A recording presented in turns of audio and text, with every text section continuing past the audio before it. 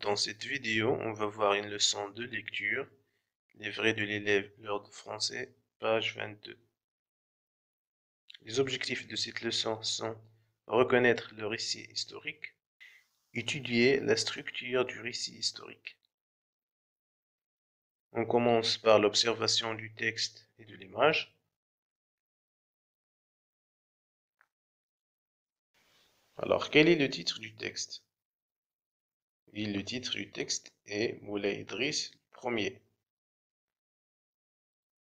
Quelle est la source du texte? La source du texte est Hachette Multimédia Hachette Livre 2001. Que représente l'image? L'image représente le portrait de Moulay Idriss Ier. Maintenant, je vous invite à suivre sur vos écrans. Je vais lire le texte. Moulay Idriss Ier. Moulay Idriss ibn Abdullah ibn Hassan ibn Ali, descendant d'Ali et de Fatima, la fille du prophète, est considéré comme le fondateur de la dynastie idrisside. Il parvint à échapper au massacre de la bataille de Fakh en 786, près de la Mecque, où le calife abbasside anéantit les partisans d'Ali.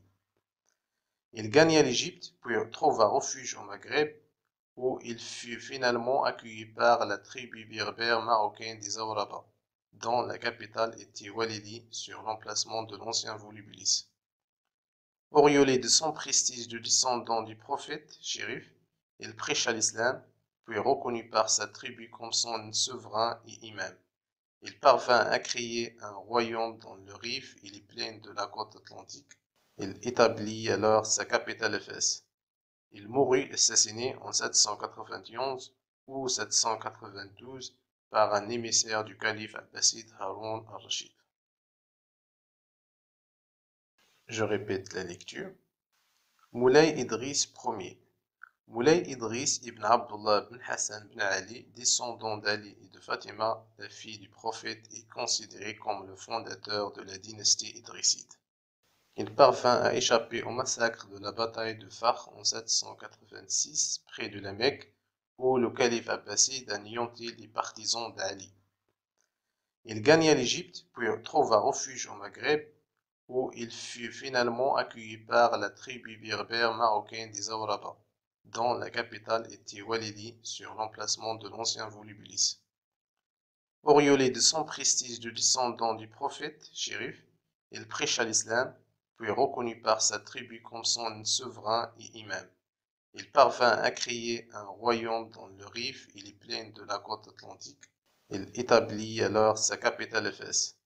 Il mourut assassiné en 791 ou 792 par un émissaire du calife abbasside Haroun al-Rachid.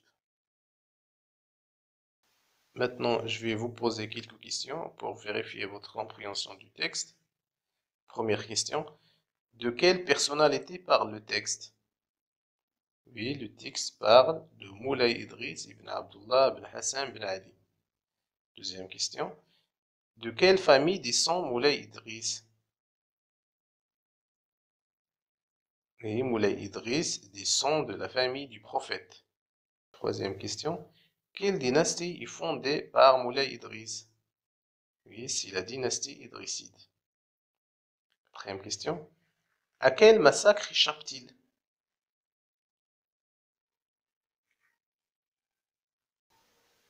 Oui, il parvint à échapper au massacre de la bataille de Fakh en 786.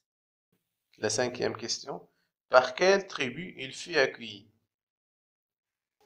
Oui, il fut accueilli par la tribu des Berbères marocains des Awraba. Sixième question. Quelle en est la capitale? Oui, c'est Walili. La septième question. Que fait Moulay Idriss dès son arrivée au Maroc? Oui, dès son arrivée au Maroc, il prêche l'islam. La huitième question. Quel est le statut que lui donne ce travail? Oui, la reconnaissance de sa tribu comme souverain et imam. La neuvième question. Que crée-t-il? Oui, il a créé un royaume dans le Rif et les plaines de la côte atlantique. La 10e question. Quelle était sa capitale? Oui, Sifes. La 11e question. Comment et quand il est mort? Oui, il est assassiné en 791 ou 792. Alors, pour mieux comprendre le texte, je vous invite à répondre aux questions de la rubrique Je comprends et je développe. La première question. Quelle est la source de ce texte? Puis Hachette Multimédia, Hachette Livre 2001. Deuxième question. De qui parle-t-on?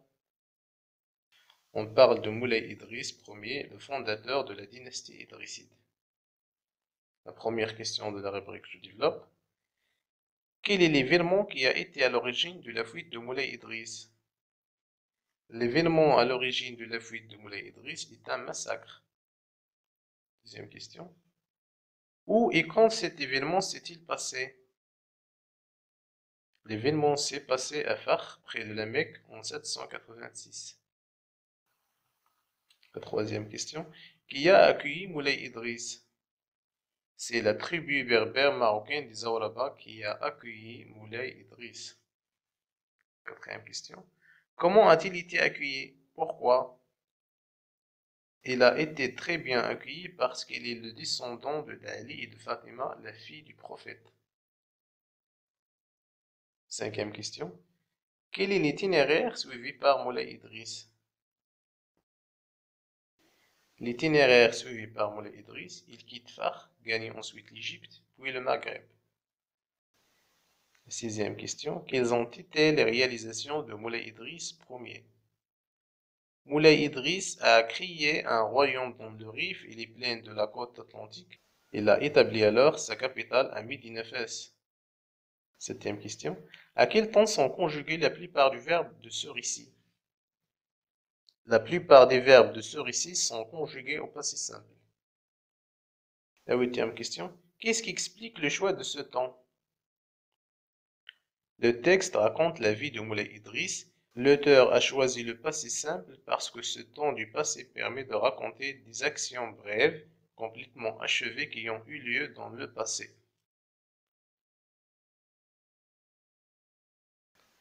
Je retiens le récit historique pour raconter la vie d'un personnage important. Elle rapporte des étapes de sa vie qui ont un rapport avec l'histoire de son pays et plus généralement celle de l'humanité. Le temps le plus adapté à ce genre de récit, surtout à l'écrit, est le passé simple. Maintenant, nous sommes arrivés à la dernière étape de cette leçon. Il s'agit de la rubrique J'approfondis.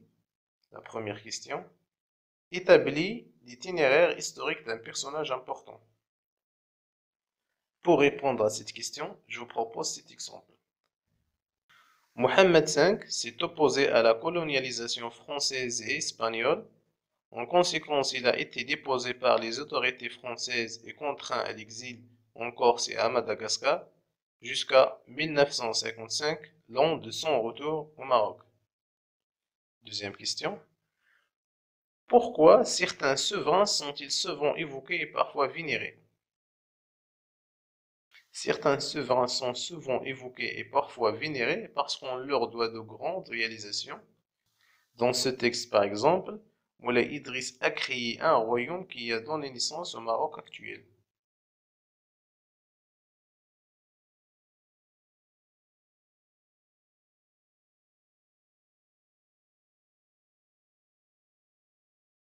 لا تنسوا الإعجاب بالفيديو والاشتراك في القناة تشجيعا لنا لنستمر بنشر المزيد إن شاء الله.